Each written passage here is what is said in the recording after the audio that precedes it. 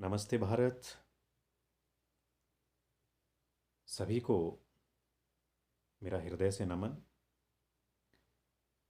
आज इसलिए मैं आपके सामने अपने विचारों को साझा कर रहा हूँ क्योंकि ये जो कोविड-19 है, इसको लेकर के हमारे मन में अनेक प्रकार के प्रश्न उठ रहे हैं और एक डर सा भी उत्पन्न हो गया है कि कैसे हम इस महामारी से उबर कर बाहर आएं।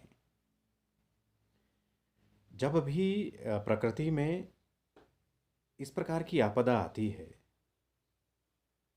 तो विश्व मानवता को समभाव से, एक भाव से और एक निष्ठ भाव से इसका मुकाबला करना होता है।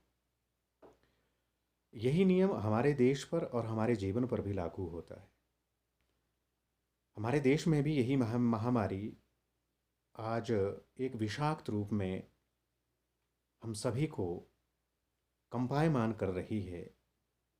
इसका मुख्य कारण है कि कोई विश्व जो है वो शेष नहीं बचा है इसके संक्रमण से।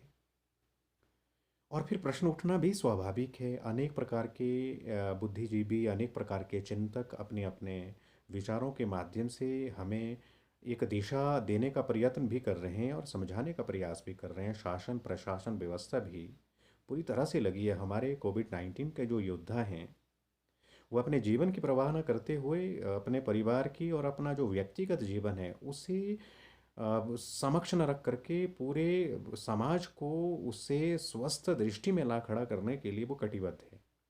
उनके लिए हृदय से नमन, क्योंकि वो इस प्रकार से अपनी सेवा में लगे हैं कि उन्हें व्यक्तिगत रूप में अपने लिए सोचने के लिए समय नहीं है।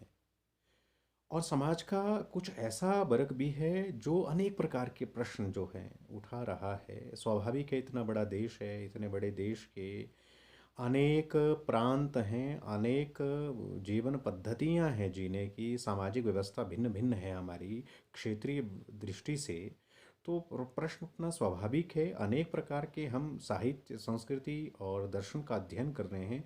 वहाँ से जो प्रश्न हम उत्पन्न करते हैं समाज के सामने, उन्हें हम कैसे समाज के समक्ष रखें, ये सबसे बड़ा प्रश्न है कि हम परिभाषा कैसे रखें। क्योंकि भाषा के माध्यम से ही हम भावों को व्यक्त करते हैं, स्थितियों को जो है वो जनमानस के सामने रखते हैं।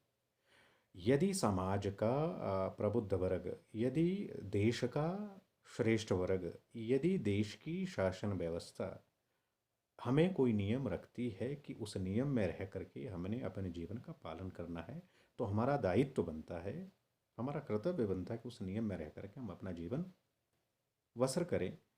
पर कभी कभी ऐसा नहीं होता है। मनुष्य की वृत्ति है, क्योंकि जब वृत्ति प्रकृति बन जाती है तो वही उसका चिंतन बन जाता है, वही उसका विचार बन जाता है। और विचार से ही वातावरण प्रभावित होता है। अब हमें किस विचार को, किस बात को, किस रूप में, किस समाज में, किस ढंग से रखना, ये हम पर निर्भर करता है।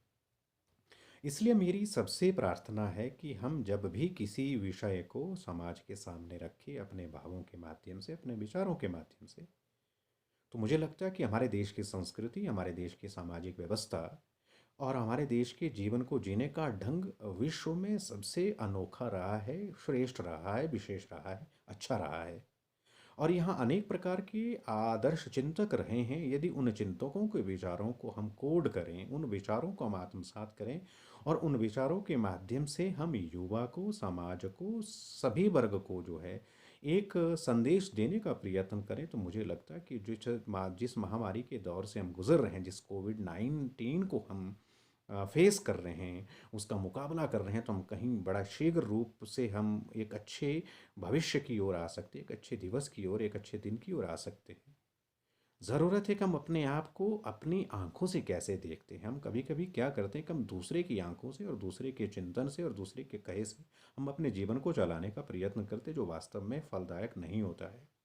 इसलिए मेरी सभी भाइयों से विनती है कि हम अपनी आँखों से जो हमारे दिव्य भाव हैं, जो हमारे दिव्यांग हैं जो हमारे शरीर में, उन्हीं से हम अपने आप को देखें और एक चिंतन विशेष के आधार को समक्ष रख हम समाज के सामने वही बात करें जिससे समाज अपने आप को सबल समझे। और सबलता ही किसी विपत्ति का सबसे बड़ा मूलमंत्र होता है, सबसे बड़ा शस्त्र होता है। और सबल है हम, और हम आदि से हम सबल रहे हैं, आज भी हम सबल हैं, और आने वाला समय भी हमारा सबल होकर के विश्व को एक नया पाथाय देने का काम करेगा, एक नया रास्ता देने का काम करेगा। ये मैं मानता हूँ, ये मेरा मंतव्य है। आप सभी सुरक्षित रहें, नियम में रहें और लॉकडाउन का पालन करें। बहुत बहुत धन्यवाद।